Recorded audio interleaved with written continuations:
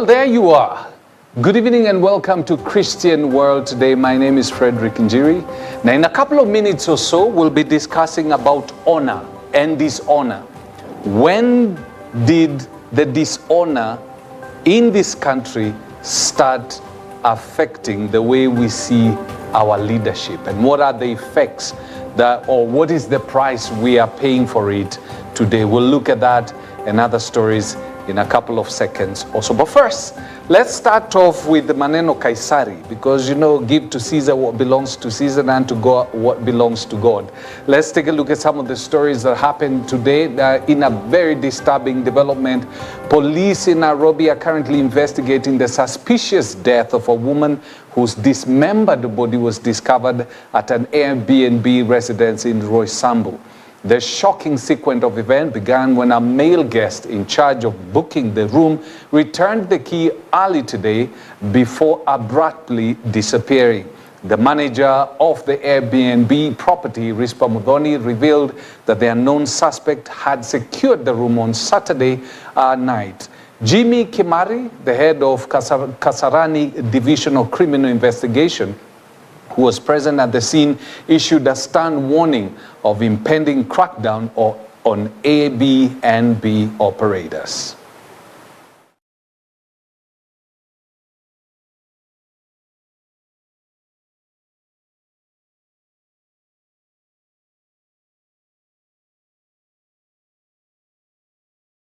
Za mchana ndio huyo customer alipiga simu akasema anataka nyumba.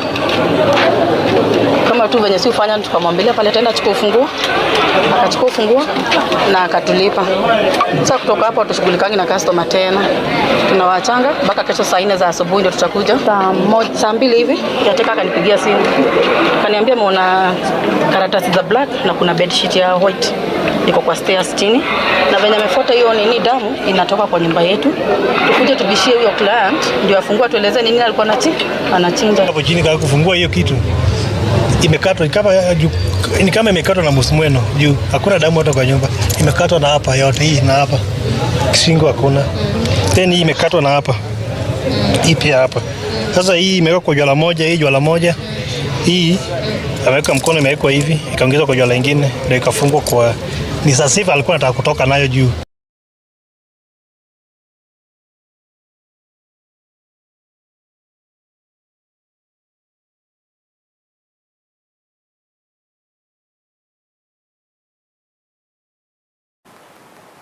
Now, it's really disturbing. Why in the world would you do that to somebody's daughter? Why? Why behead her? Do, all that. Why in the world would you do that? And that's the reason why as a country, we really need to do a lot of prayers and actually get our act together, because this is the second one in the last couple of days. Very sad. Elsewhere, Deputy President Rigathi Gachagua has declared that he will on Thursday file a petition seeking the removal of Justice Esther Maina from office.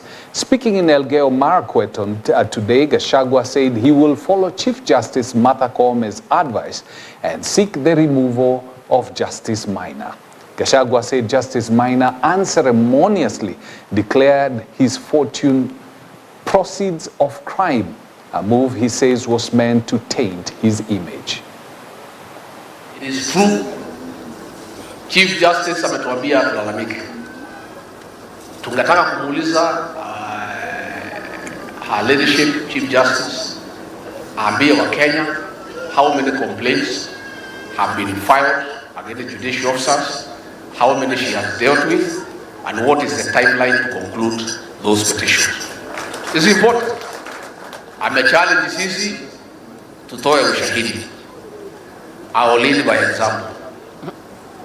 On Thursday, this coming week at 2:15, I will personally present a petition before Lady Chief Justice Martha Koome against Justice Esther Maina for her removal from the judiciary for misconduct and corruption.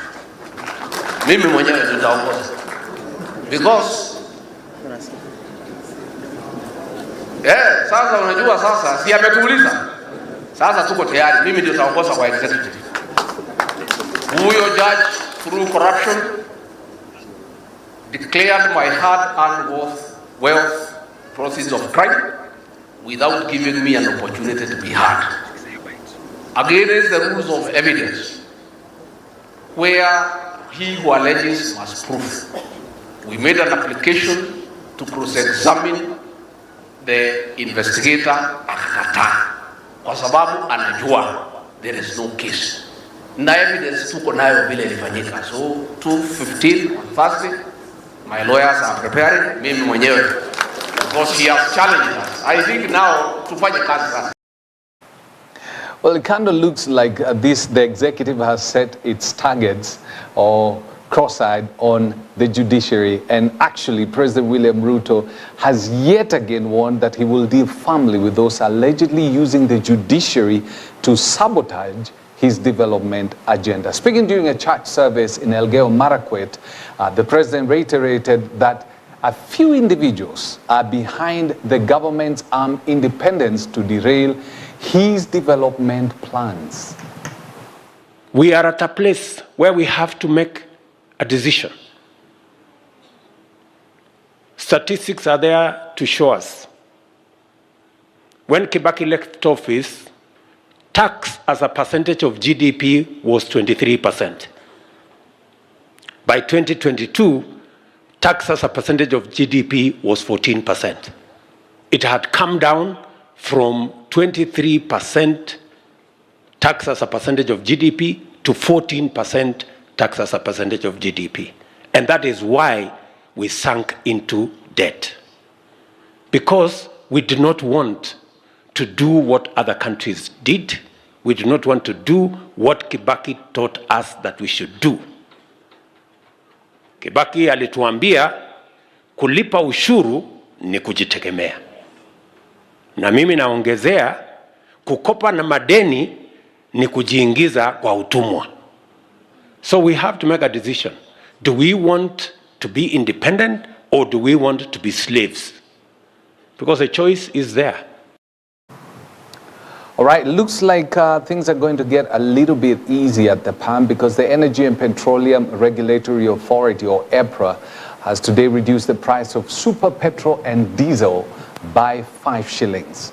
EPRA said in a statement that over the next month, beginning January 15, kerosene will retail at 4 shillings and 82 cents less. As a result, super petrol in Nairobi will retail at 207 and 36 cents per litre, that is, while diesel will go for 196.47.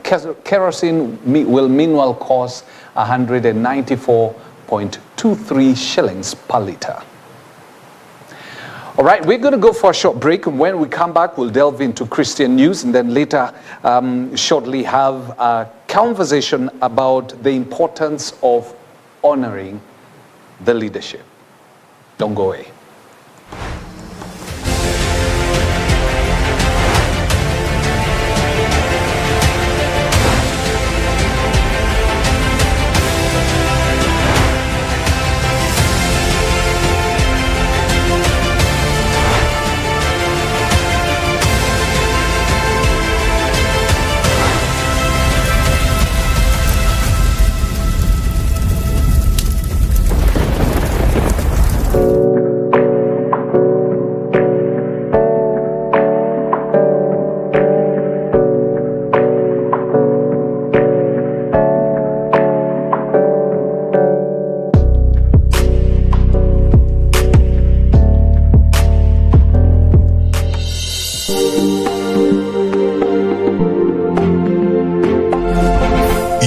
Watching EBN TV, transforming your world.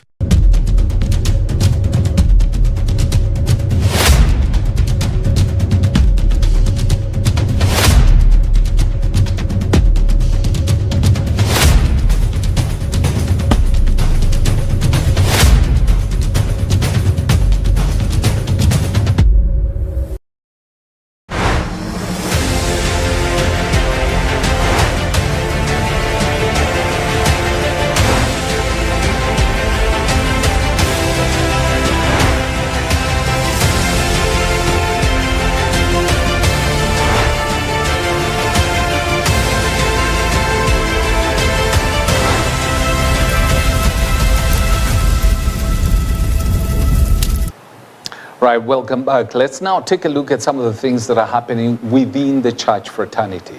And we start off with opposition leader Raila Odinga, who is now calling on the church not to be cowed and instead urging it to speak the truth.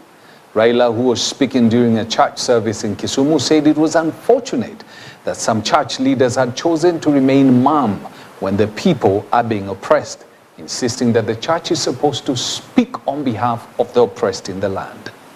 Member of the Anglican Church, but sometimes I feel embarrassed to when I see the Anglican Church silent in the face of a lot of what you can call immorality and unfairness in society.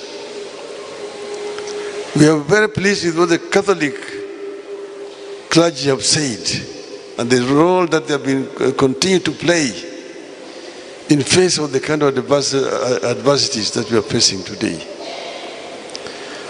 But one, my friend, Sami Wainaina, the former provost of All Saints Cathedral, has spoken, and I think he has spoken on behalf of the Anglican Church. And he has actually told the hypocrites that what you have been doing is actually responsible for what we have today in our country. When you praise people and push them to the levels of saints, that they are true Christians, you're actually elevating them to the levels where they think that they are completely untouchable. And this is what has happened in our country.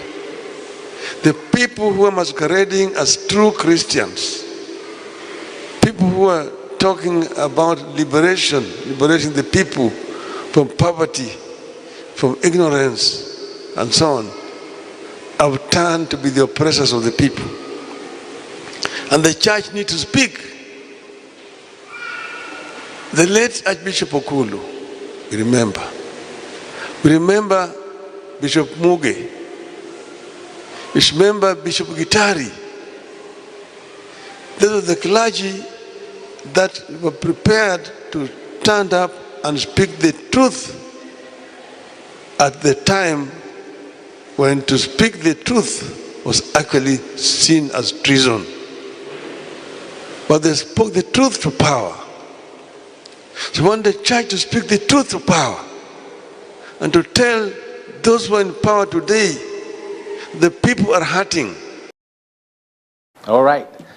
Now, Christians have been urged to stop being stingy, as this will stop God from using them.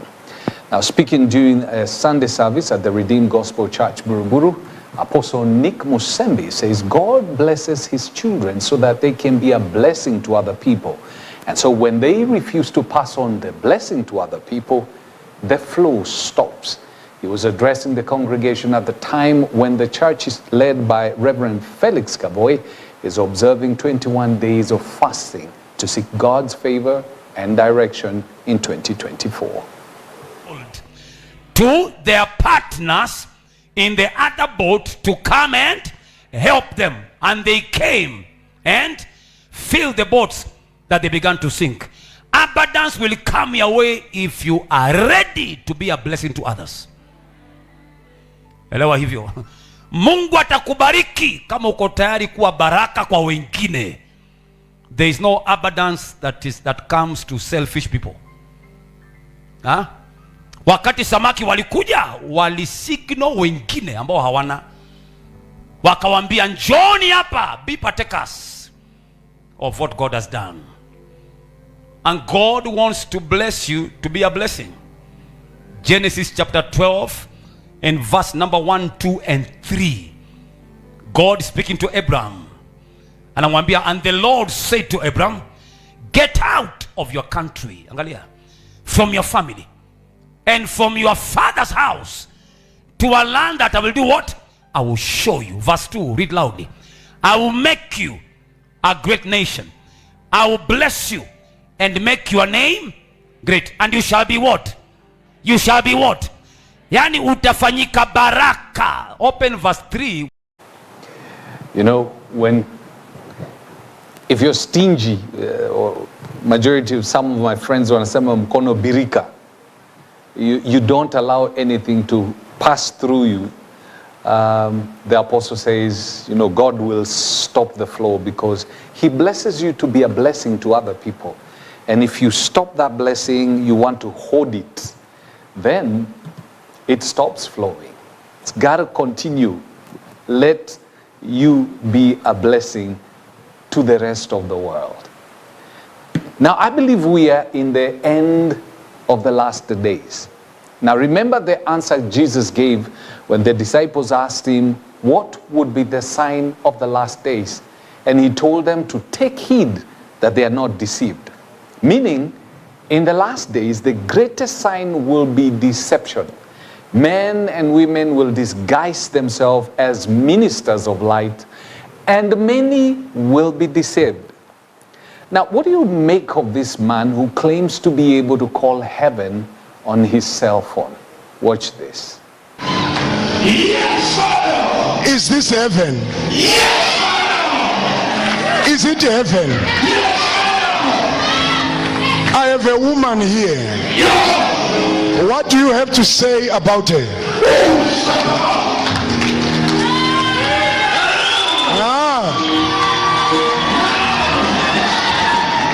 Oh, I should ask her, who is Sibo? Sibo. Who is Sibo? Okay. All right. Okay. What else, Papa God? What else, Papa God? God is telling me to ask you, why is it he's showing me a heart?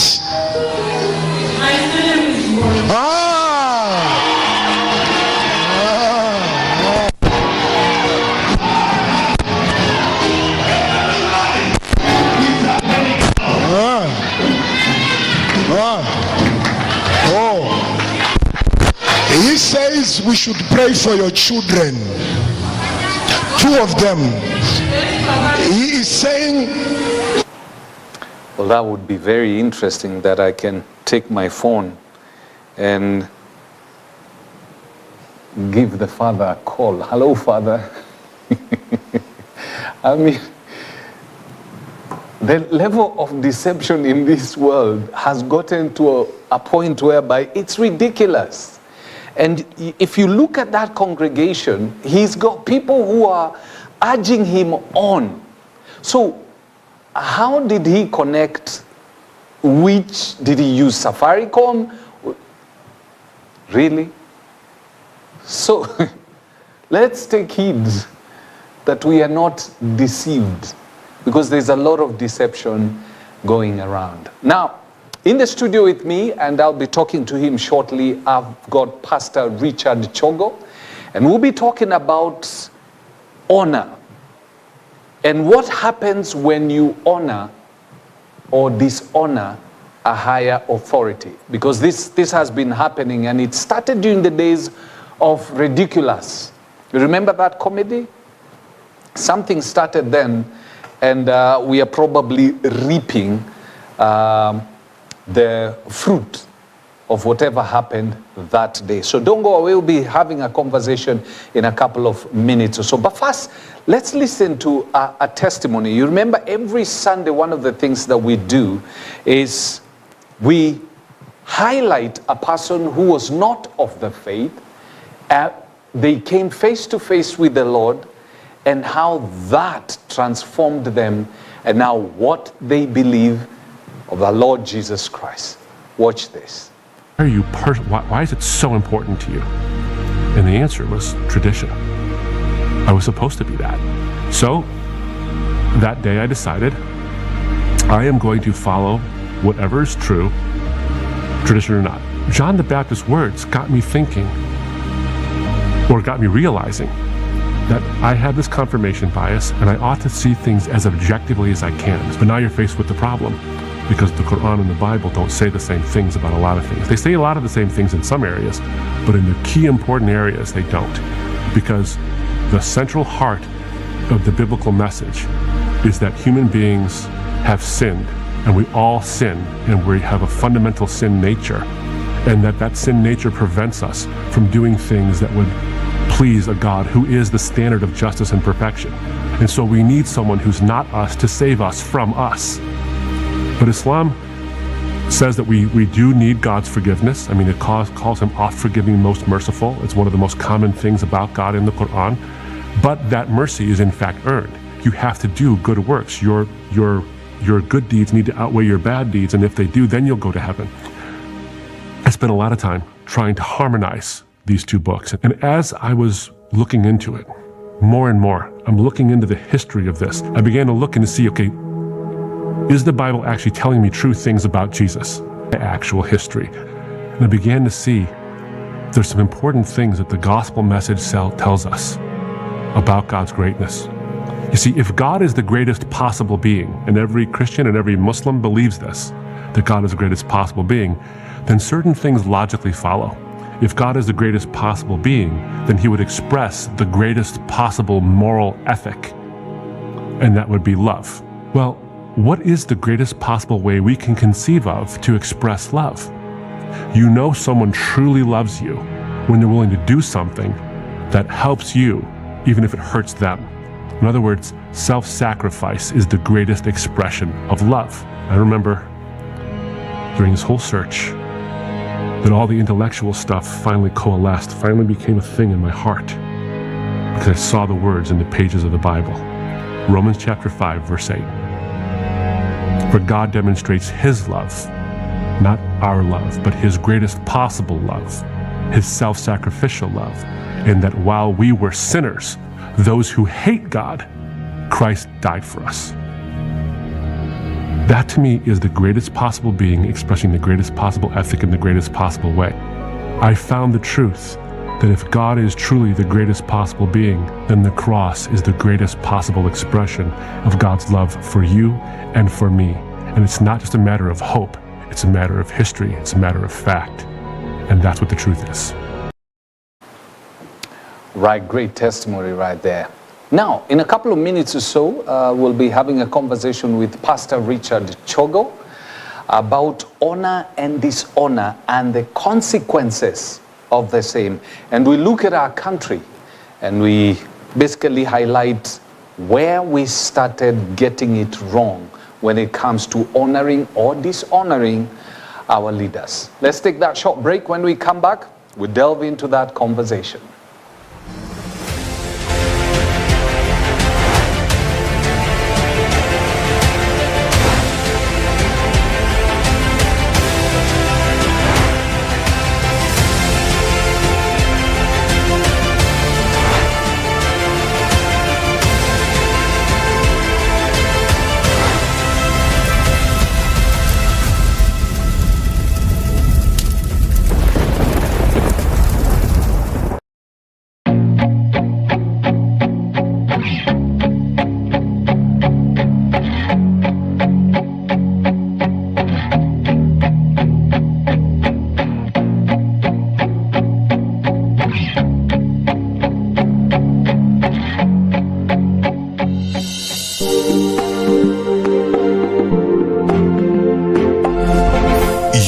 Watching EBN TV, transforming your world.